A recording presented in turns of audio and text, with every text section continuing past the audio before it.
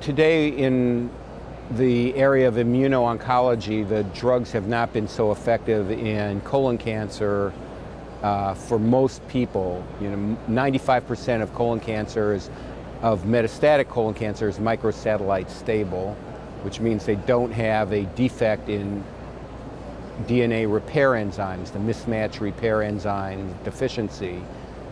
It's only about 5% of all metastatic colon cancer that has this defect, and mostly it's in patients who come from a Lynch syndrome family.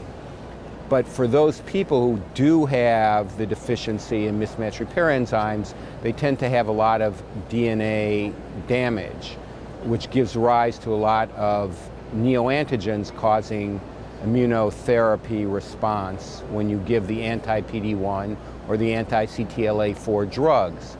So previously, last year, we saw results from a MSI-High study done at Johns Hopkins, which showed pretty clearly that the colon cancer patients had a lot of responses, and the regular colon cancer didn't, but that was only about 25 patients.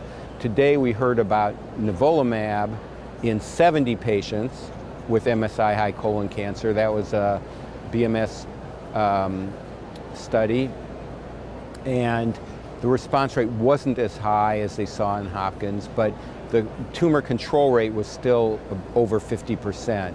So about 30% responses, another 25% had stable disease. So I think that's still a pretty good marker for benefit. And most importantly, the patients that responded, about half stayed on the drug longer than a year with stable disease. So the responses were very durable. And having treated some of those patients with other immunotherapy drugs in combination, it's really pretty amazing how well these are tolerated and that patients stay stable with very few side effects. So I think that's really a next step in moving the field forward.